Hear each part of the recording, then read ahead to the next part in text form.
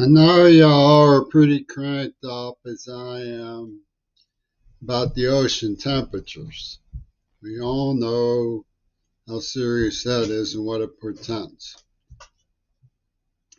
I'll try to get back to it, but there's other things on people's minds right now, like the catastrophe in the Ukraine. And I'm just a slob, an American slob. I don't really classify myself as a worthy opinion. But to understand how I come to believe that Godwin's law is to blame for the war in the Ukraine, first thing you got to know is what Godwin's law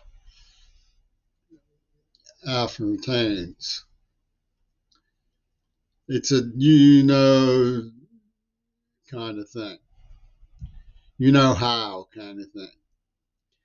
If you don't know how, like when people are debating and they get fed up with each other's bullheadedness, uh, obstructions and refusal to entertain the opposite side or see a sense of reason. They call one another Nazi. Godwin's crank idea is that if you do that first, you lose, you forfeit the argument. So the first person to tag the the debater they're having one with, the four-letter word, the other end word, Nazi word. No, you lose the debate. Everybody go, yeah. You gotta know how that is to understand the principle. You know,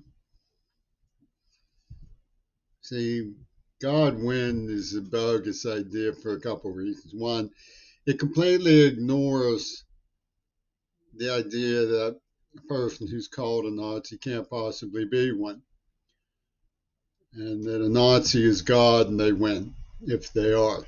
And that's no good. That's no good. It ignores the index of the word name Godwin. No, can't have that.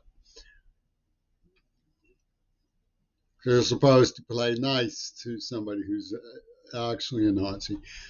And it gets real neat in Oliver Stone's gyrations because, like, I found a picture that on a real film were widely known to have been made by the man who invented the burning cross for the KKK, Raoul Walsh. Worked with D.W. Griffith on The Klansman, which was made into a film called Birth of the Nation, Thaws Dixon's book. And he worked with Errol Flynn, Raoul Walsh, and Reagan. It has Reagan with the U.S. under a swastika. It looks like it says "Rather Us" with a bust of Hitler. It goes by too fast, but it's on the reel. I didn't Photoshop it. I found that. So Reagan has the U.S. over the swastika, "Rather Us," with him sitting right there next to Hitler. If you call him a Nazi, God automatically wins. Oliver Stone beams down from Star Trek with Oliver North and says, "I'll be income free when Ollie's in D.C." So you know what Godwin means, right? We get the picture. Russia has a similar state apparatus. God to them can only mean military authority structure. Now, because Christian God is the God with the flaming sword, the firebrand. Don't call them Nazis either, because God will definitely win. So it gets loathsome when the Beatles get involved in that and start yang about Lennon. You call Lennon Nazi. I don't know who wouldn't. Look what he did to little Jimmy. Look what he did with mind trafficking, slave trafficking, sex trafficking, drug trafficking, musical brainwash. I mean, it gets ugly. His Buddy Bowie's giving the Hitler salute about a thin white dude and playing with spiders. And the thing is that Spiderweb was a 42 theme for Nazi spots. Shameless. David Bowie was shameless when it came to his proto-Nazism, his foot stomping and so forth. But to understand the situation with Russia, you have to understand that even though they don't have a legacy of nonviolence, there was a moment where the medium was open for glasnost to improve the world, demilitarize. They were playing. The warmongers in the West was all playing that the money we were being robbed of for Lucifer's weapons, boiling the ocean stuff, was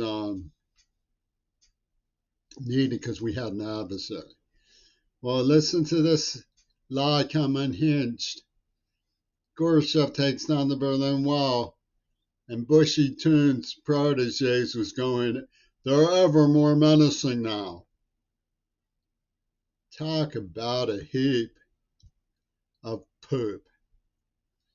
Ever more menacing now. They just gave up the Berlin Wall and allowed Soviet satellites to go free. It was clear that Bush maniacally wanted animosity for the military industrial complex to lube its ocean boiler machine. It's obvious. And Václav Havel was too taken in by Zappa and Ono and Trumpy Toon with the fib of John Lennon to care. Ivan Svitek had the same problem Gorbachev did. He comes to the United States. He was a leader of what eventually became the Velvet Revolution. Samizdat, Prague Spring. Oh, the Kissingers of the time sang his praises. He wants the Russians out of Czechoslovakia.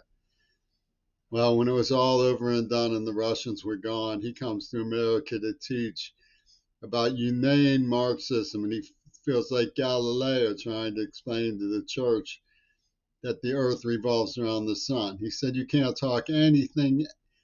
They're so deviously brainwashed that they go, ah! If anybody says anything rational about workplace justice,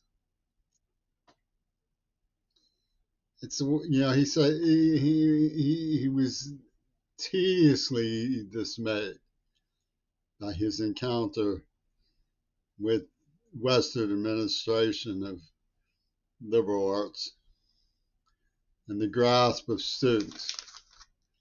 Even in Colombia, it's bad.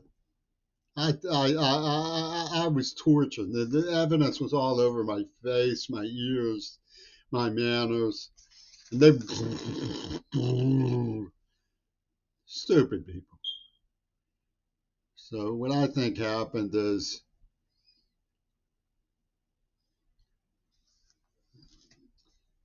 Godwin started the war in Ukraine. Godwin's law. Because if you have international law, the Dalai Lama, the Pope, all these guys say, come on, Vladimir Putin, come on it. Come off it. We're trying to stabilize the situation, save the world. You got girls you like. You got people who you care about. Let's not have this. Talk to us. And that's called international commiseration. And international law outcasts somebody who they did a terrible thing in ignoring what Bush pulled in Iraq. Terrible thing. And people say Vladimir Putin's just getting off the same way. Maybe so, maybe so. And maybe saying too can play at that. But whatever it is, it's pretty hard on the nostrils when it comes to international law. So there must be another law that's bigger and badder than international law. And I think there is. It's called Godwin's law. And so you have to debate rationally with the irrational, where the irrational wins. Wins, ha ha. Wins, ha ha. War is hell, but it's also cheap. It's expensive, but it's stupid. We do have to learn to like each other somehow. Have to look at the best of each other. Alexander Solzhenitsyn was not my hero. He was an intellectual giant, and he stood up to the Gulag system and made perfectly clear the loss to human relations that was involved in suppressing and fearing dissent. He made that perfectly clear. But he was also an ogre when it came to the Vietnam War. He dehumanized the Vietnamese people and made it out like people who wanted peace with the Vietnam War to end and become more civilized based on their like territorial concerns, the right to be their own people. We're somehow brainwashed and devious in some way.